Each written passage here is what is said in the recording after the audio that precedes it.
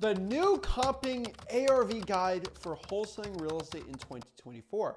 What is up, guys? Zach Ginn here, and in today's video, I want to give you a complete update when it comes to comping properties, finding the value of your wholesaling deal, and really getting that repair cost dialed in so you can get your perfect offer price, calculate if you have a good wholesaling deal or not in 2024 for wholesaling real estate.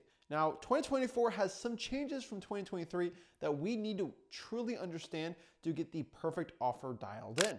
Your motivated sellers are going to be more frequent, I'm going to say, in 2024. There's going to be more of them in 2023, but your buyers are going to look at wholesaling deals a little differently. They're going to be a little tighter on the deals, which means they want to make even more money than last year, but there's going to be more wholesaling deals, so overall it's basically a wash. But we have to kind of adjust some of our numbers here, especially with the changes in repair costs over time. So let's dive into this and break it all down. Now, the first thing we have to understand here is, what is the value of a wholesaling deal? This is basically what we're trying to answer in this video. If I have a wholesaling deal, what is it worth? And the honest truth is, the value of a wholesaling deal is what someone else is willing to pay for it. And so what we have to do is roughly get a good estimate of what a majority of cash buyers are willing to pay for that deal. Now, you're going to see gurus giving out their offer prices every which way. It's worth this, it's worth that, it's this, and all this other things. And the truth is, they might be right, but they're going to be wrong most of the time because they frankly broke and they haven't done wholesaling deals in a very long time. I see some gurus telling you to do 60, 70% of the ARV for a $300,000 home when that's not even close to what buyers are buying it for. And so to answer your question here, the value of your wholesaling deal is what someone else is willing to pay for it. And depending around the country, especially on $1 million plus homes, buyers are willing to take less of a discount than on a $100,000 house in Arkansas. So the most tried and true system of actually figuring out the perfect MAO or max allowable offer on a wholesaling deal is going to be two key factors: ARV and repair costs. Once we can figure this out, we can figure out exactly how much our wholesaling deal is worth. And to be more exact, it's always going to be ARV minus repairs. Now, the reason for this is ARV, after repair value, is what the house is going to be worth when it's all fixed up, all perfect, after the repairs are done. It's the ARV, the after repair value. So what the value of the property is after repairs. So V is value, like we're trying to get the value of the deal. We're just going to put AR, after repair, in front of that and make it ARV. Now, what's the AR, after repair? After repair is the cost it's going to take to put into the property to figure out what the value. So kind of think of ARV separated by AR and V. And how do I separate the AR from the ARV? You minus off the repair costs. That's what the value of the deal is going to be. And so if the property is worth $150,000 on its best day and it costs $50,000 in repairs, that means the value of that deal is $100,000.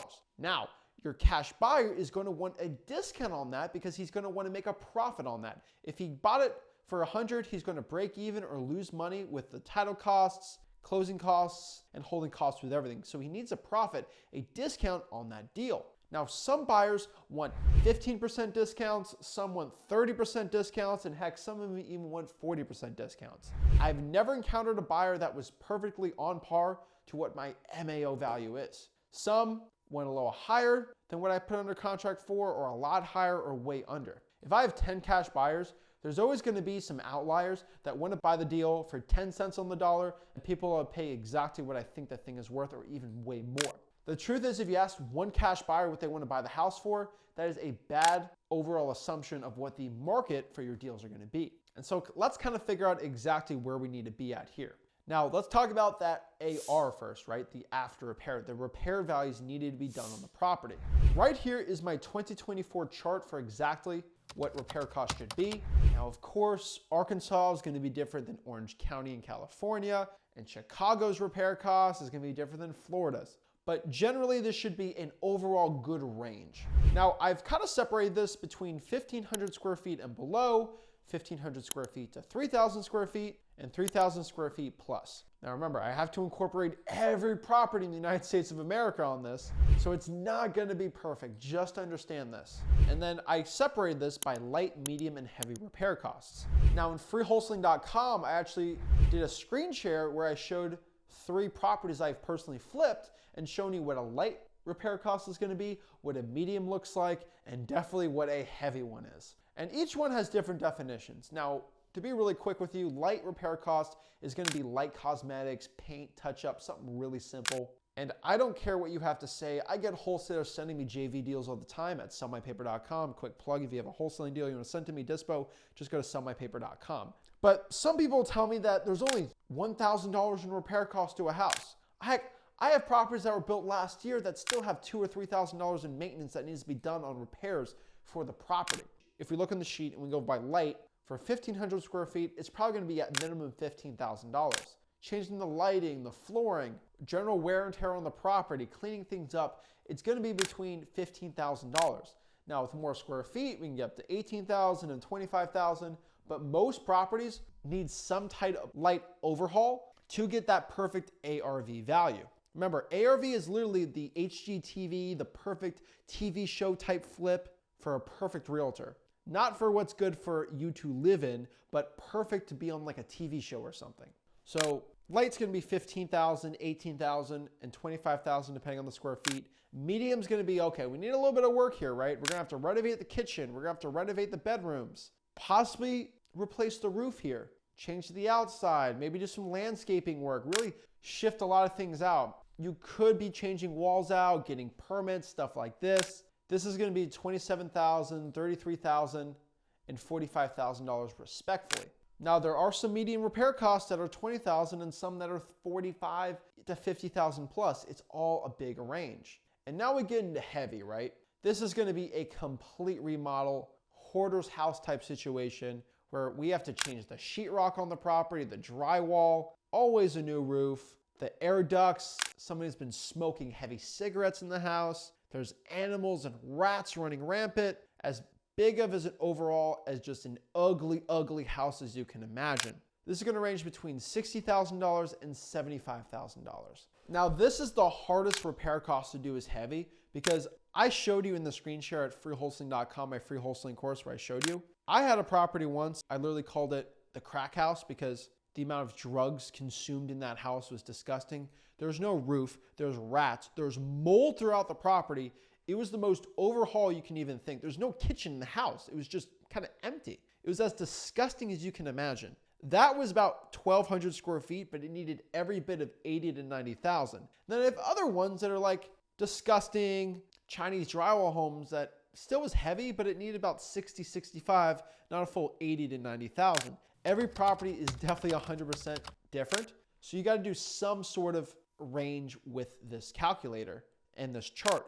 But this is a chart you can use really in a jiffy to get a general consensus of your MAO and your offer price. Now that's repair costs. How do we figure out ARV?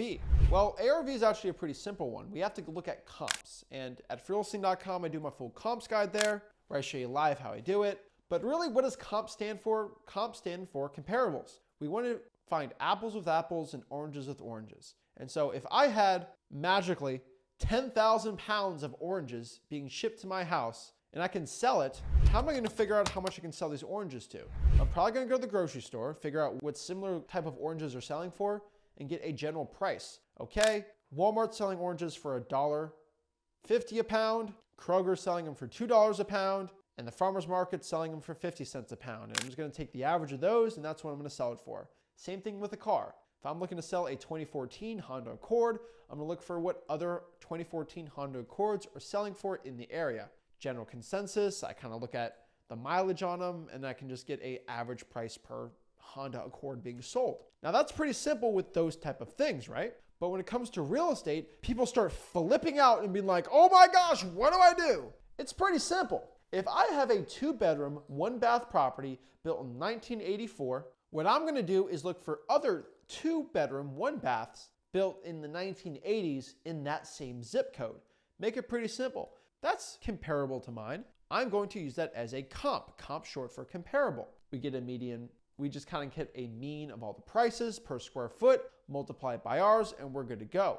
You got to remember, if our property is 12,000 square feet and the similar house was 1,150, 1,150 square feet, we just divide the price by the square footage, that's price per square foot, and multiply it by the 1,200 for us. If you do have questions for this, you make sure you go to my free course, freewholesaling.com, where I really break that down and show you the math visually. I'm a big visual learner, so it definitely helped me a lot. So it definitely helped you a lot going through that course. You got to remember ARV is what the property is worth on its best day. There's going to be some comps that aren't going to be as nice as yours, or comps that are just really trashy and not good. I would not use those. I want to use really nice MLS properties that are sold to go find those comps. Now, you might be in a non-disclosure state or an issue with that. I would definitely get listREI.com or ZachData.com to get MLS access for the solds. It's definitely a big help. You can get free trials to both by just going to ZachData.com or listREI.com. Now that we have ARV and our repair costs, like I've said before, just minusing the ARV minus the repair cost is going to be the value of the deal.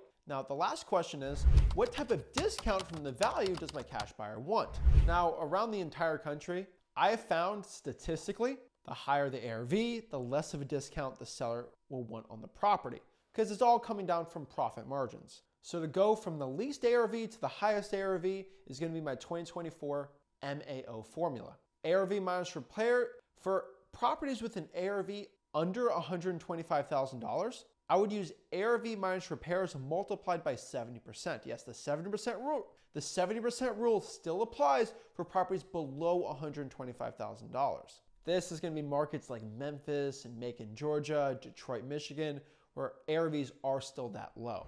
Now with ARVs from 125 to 220,000, I like ARV minus repairs multiplied by 80%. Then from 220,000 to 300,000, ARV minus repairs multiplied by 83%. And then for ARVs over 300,000, you should use ARV minus repairs multiplied by 85%. Now, you might say, oh, but my guru said it's ARV multiplied by 80% minus wholesale fee to the fourth quadrant of repair costs. Honestly, I could care less what your guru said. The whole minus off your wholesale fee is the stupidest thing I've ever seen. If you're gonna make 1,000 on the deal, you're gonna make 1,000. If you're gonna make 10,000, you're gonna make 10,000. You make 100,000, you're gonna make 100,000. You're gonna lowball no matter what. So let's say, for example, our property's ARV is 150,000 and the repair cost is 50,000, which means 150,000 minus $50,000 is going to be $100,000. Because it's above 125,000 but below 220,000, we're going to multiply it by 80%, which is going to give us $80,000, which gives plenty of room for our cash buyer to make at least some money for this. Some buyers actually require more of a discount, some require more depending on what they're going to do with the property. For example, landlord buyers or house flippers. And so this is a general range of what a cash buyer want to buy it for. Some will want to buy it for over that 80,000 or under that 80,000.